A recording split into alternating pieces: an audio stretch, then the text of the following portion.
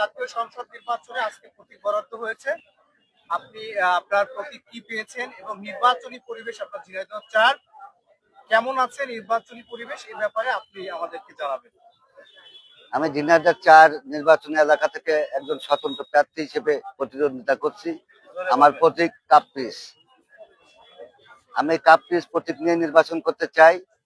আমি আশঙ্কা করছি কিছু নেতৃবৃন্দ যারা অন্যান্য দলের, তারা আমার এলাকার বাইরের এলাকা থেকে গাড়ি ভরে ভরে বিভিন্ন লোকজন নিয়ে যে মানুষকে ভয়ভীতি দেখানোর চেষ্টা করছে যে এই আসনটা তাদেরকে সরকার নির্ধারিত, দল নির্ধারিত, এখানে তারা তাদের প্রতীকী নির্বাচিত হবে, এরকম একটা আশঙ্কা তৈরি করছে। আমি কর্তৃপক্ষকে, নির্বাচন কমিশনকে, রিটার্নিং অফিসারকে জানিয়েছি মৌখিকভাবে যে এটার একটা প্রতিকার হওয়া দরকার।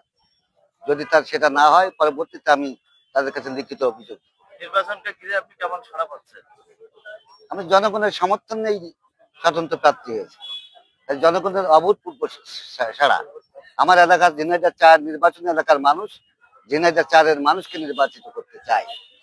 তাদের একটাই চাওয়া যে আমরা যাকে ভোট দিব তাকে তার বাড়ি ঘর এই এলাকার মানুষ হতে হবে, এই এলাকার ভোটার হতে হবে, তাকে আমরা নির্বাচিত করব।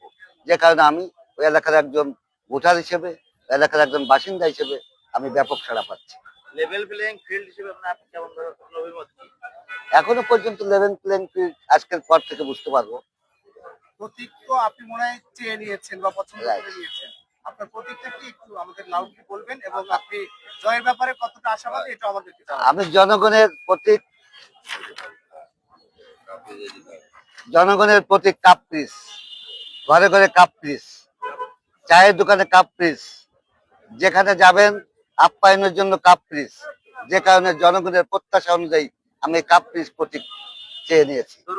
ভোটারদের আকৃষ্ট করতে আপনার বিশেষ কোনো কৌশল আছে কিনা?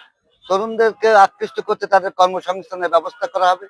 তারা যে আজকে বিভিন্ন নেশায় আসক্ত হয়ে গেছে, সেই ভবিষ্যতে আমি নির্বাচিত হলে, জনগণ নির্বাচিত হলে মাদক নিয়ন্ত্রণ করব এবং তাদের শিক্ষার উন্নয়নের জন্য, কর্মসংস্থানের জন্য আমরা যথাযথ পদক্ষেপ নিব। নির্বাচনী এলাকার প্রধান সমস্যা কি মনে করছেন? নয়ের পরিকল্পনা কি আছে আপনার?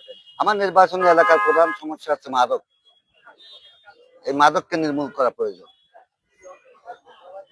এবং